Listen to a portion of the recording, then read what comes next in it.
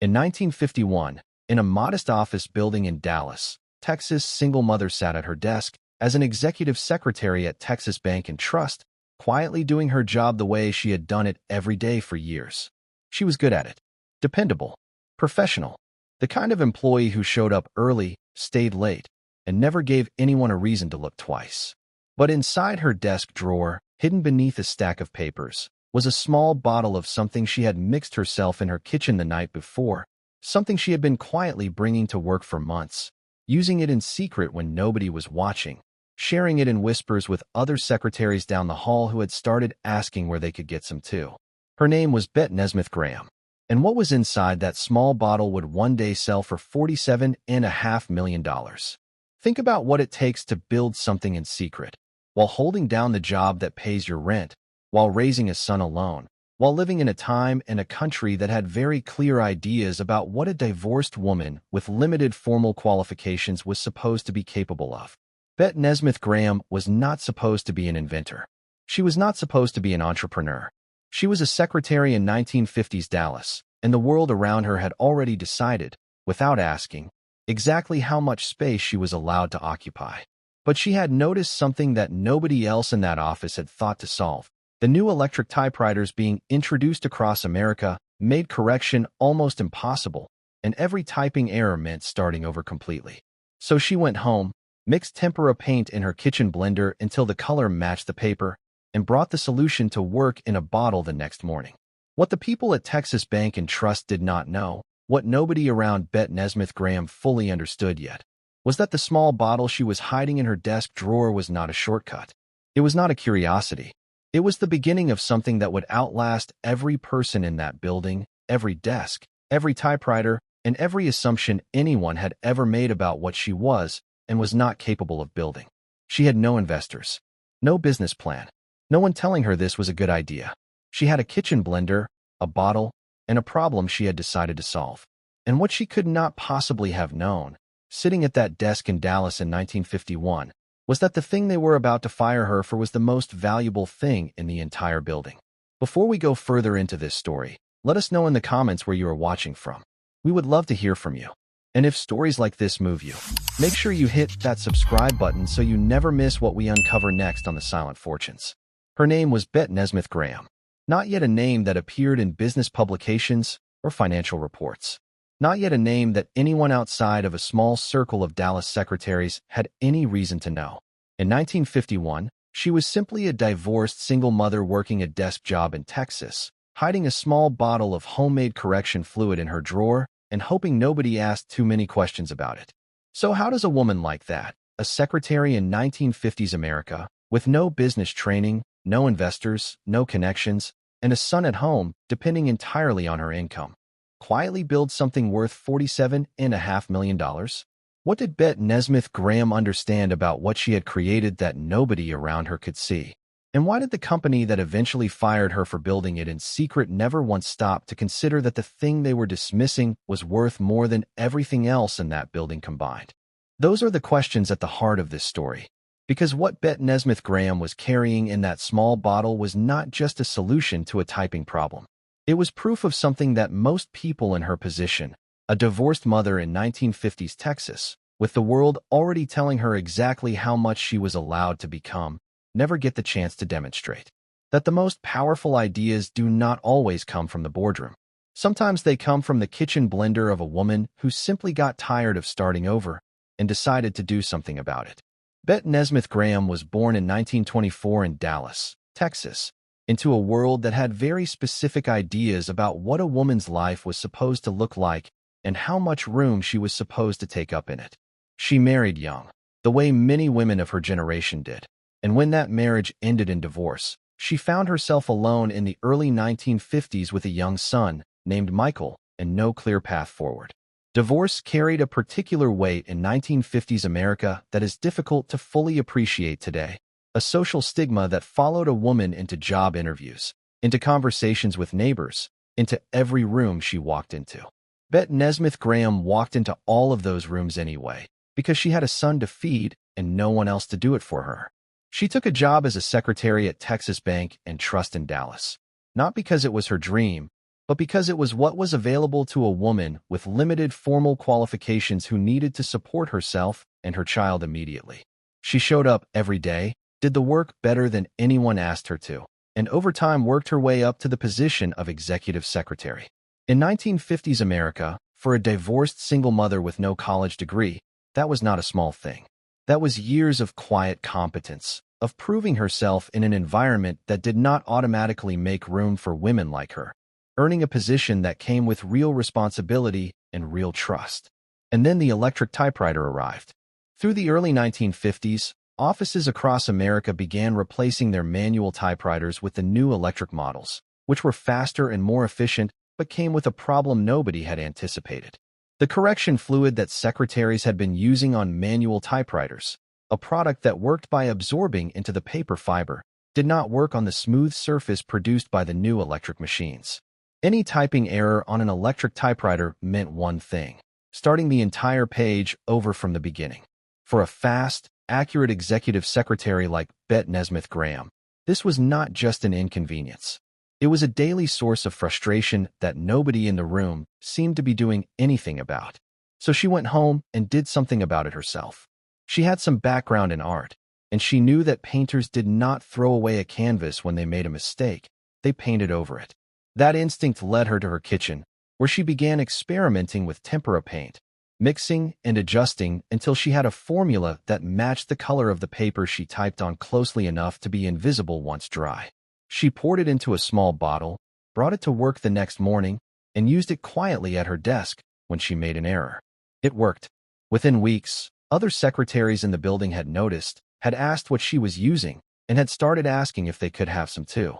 Bette Nesmith Graham began bringing extra bottles to work, passing them to colleagues in the hallway, in the break room, between desks. She called it mistake out, and she had absolutely no idea yet what she was sitting on. As word spread quietly through the offices of Dallas, demand for what Bette Nesmith Graham had created began to outgrow what she could manage in stolen moments at her desk. She took the operation home. Her kitchen became her laboratory. Her garage became her production floor. After school, her son Michael sat at the kitchen table helping her bottle and label the fluid, filling orders that had started arriving not just from colleagues at Texas Bank and Trust, but from secretaries in other offices across Dallas who had heard about it through the quiet network of women who spent their days behind typewriters and had been waiting for exactly this solution without knowing it existed. She applied for a patent. She renamed the product liquid paper, a name that described exactly what it did without needing any further explanation. And she kept going to work every morning at Texas Bank and Trust, doing her job as executive secretary while running a small but growing business from her kitchen every evening and weekend. And then Texas Bank and Trust found out. The details of exactly how the discovery was made have been told different ways over the years, but what is not disputed is the outcome. Her employer considered her growing side business a conflict of interest, a violation of company policy, and grounds for termination. Bette Nesmith Graham, executive secretary, single mother, and now accidental entrepreneur, was fired. In the mid-1950s, in Dallas, Texas, that was not just the loss of a job. It was the loss of the only stable income standing between her son Michael and a genuinely uncertain future. Liquid paper was real, and it was growing, but it was not yet generating enough revenue to replace what she had just lost. She had a product, a patent application, a kitchen operation, and no paycheck. Think about what that moment actually felt like. Not the version of it that gets told in business school case studies, but the real version. A divorced woman in 1950s America, sitting with the reality that the employer she had worked for faithfully, the position she had earned through years of quiet competence, had just told her that the thing she had built in secret was not an achievement. It was a problem. The shame of being fired in an era when a woman's professional reputation was fragile and hard-won. The fear of looking her son Michael in the eyes and not knowing how she was going to provide for him the following month. The identity crisis of a woman who had defined herself through reliability, through showing up, through being exactly what was asked of her, and had just been told that none of it was enough to protect her when it mattered most. And just when it seemed like there was no way out, something shifted. Here is where everything changed. And like most real turning points, it did not announce itself with drama or clarity. It arrived quietly, in the form of a decision Bette Nesmith Graham made sometime after the firing.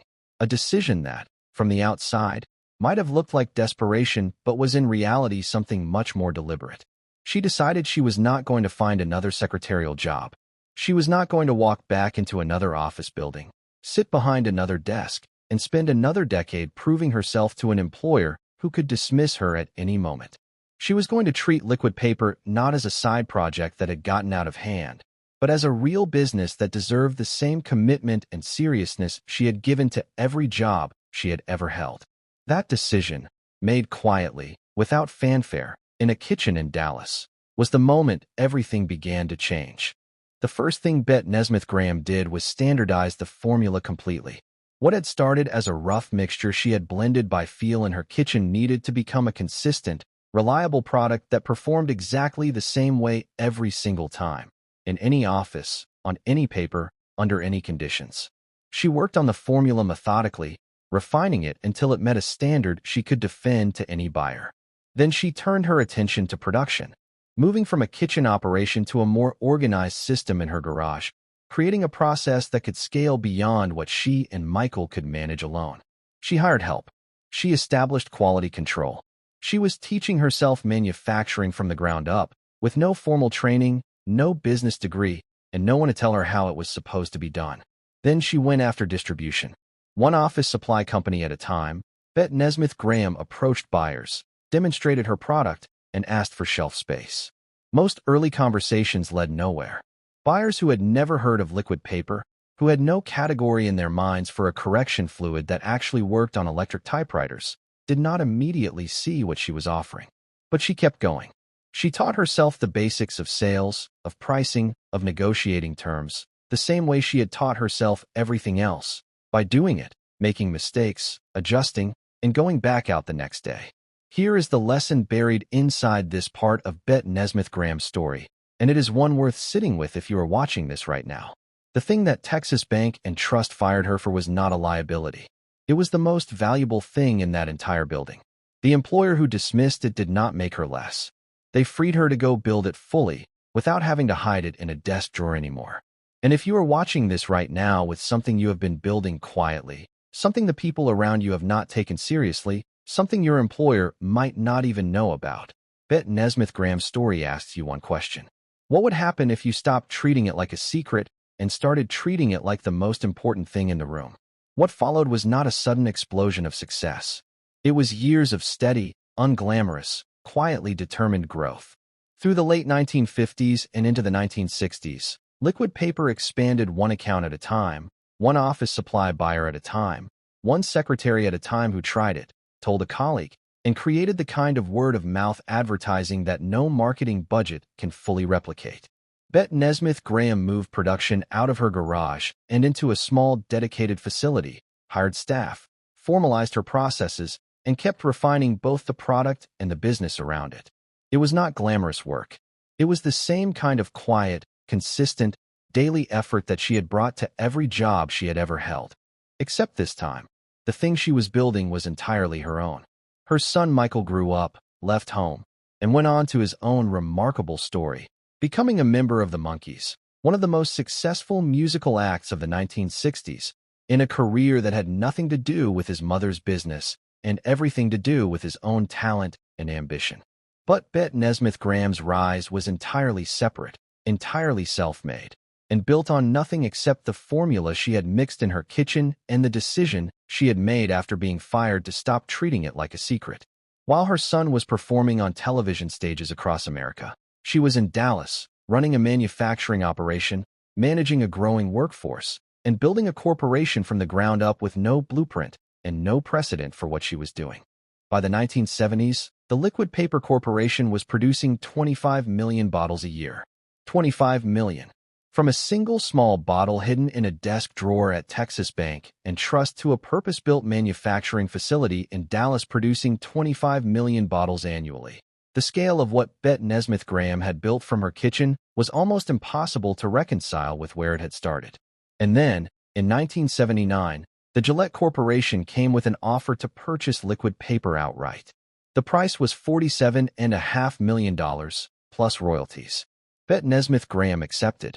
The woman who had been fired for building something in secret, the divorced single mother in 1950s Dallas who had been told by her actions, if not her words, that what she was doing was a problem and not an asset, had just sold that problem for $47.5 million.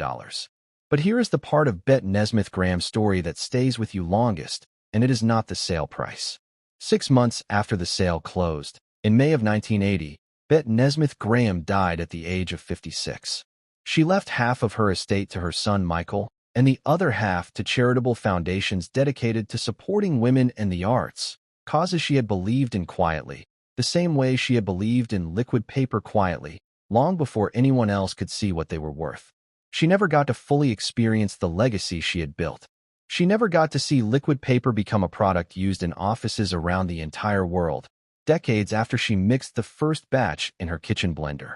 But the legacy endured anyway, because the things we build with genuine conviction have a way of outlasting everything, including the people who dismissed them, and sometimes even us. Today, liquid paper is still sold in offices, schools, and homes around the world. Decades after Bette Nesmith Graham mixed the first batch in her kitchen blender in Dallas, Texas, the product she built in secret, hid in a desk drawer, and was fired for creating is still on shelves, still in the hands of people who have never heard her name and have no idea that what they are holding began as the quiet invention of a divorced single mother who simply got tired of starting over. So what do we take from her story? What are the silent fortunes hidden inside the life of Bette Nesmith Graham? The first silent fortune is this: the thing they fire you for is sometimes the most valuable thing you have. Texas Bank and Trust looked at what Bette Nesmith Graham had built in secret and saw a problem, a conflict of interest, a violation of policy. What they were actually looking at was a product that would go on to sell for $47.5 million. If you have ever been dismissed, passed over, or pushed out for something you believed in, if someone in a position of authority has ever looked at what you were building and called it a liability, Bette Nesmith Graham's story is proof that their verdict was not final. It was just their opinion. And opinions do not determine value. The market does. The second silent fortune is this: building something quietly, consistently, from your kitchen table, while the world around you tells you it is not enough, is exactly how fortunes are made. Bette Nesmith Graham did not build liquid paper in a boardroom. She built it in a kitchen, in a garage, after working a full day, with her son labeling bottles beside her. She had no investors, no mentor, no business school education, and no one telling her this was going to work. She had a formula, a conviction, and the willingness to keep going when everything around her suggested she should stop. That combination, quiet, consistent effort applied to something genuinely useful, sustained over years, is available to every single person watching this right now. And the third silent fortune, the one most people never talk about, is this: you do not need permission from the people who dismissed you to build something that outlasts them. Texas Bank and Trust did not give Bette Nesmith Graham permission to succeed. They fired her. And what she built after that firing outlasted the careers of everyone who made that decision, outlasted the cultural assumptions of the era that said a divorced secretary in Texas had already reached the ceiling of what she was allowed to become, and outlasted Bette Nesmith Graham herself. If you are watching this right now with something you have been working on quietly, something nobody around you has taken seriously yet, something that feels too small or too unlikely to matter, Bette Nesmith Graham's kitchen table is proof that this is exactly where it starts. So here is the question I want to leave you with today, and I want you to answer it honestly in the comments below. If you had been in Bette Nesmith Graham's position, if the employer you had worked for faithfully had called you in, told you that the thing you had been quietly building in secret was a problem, and let you go, would you have kept going? Or would you have packed it away, found another job, and told yourself it was never meant to be? There is no wrong answer, but I want to know yours. Tell me in the comments below. If Bette Nesmith Graham's story gave you something, a lesson, a perspective, a reason to look differently at the thing you have been quietly building while the world around you has not yet noticed, then you already know what to do next. Subscribe to The Silent Fortunes, because every single week, we come back here and uncover another story the world forgot to tell. A story of someone who was written off, who kept going anyway, who built something in silence that the world eventually could not ignore.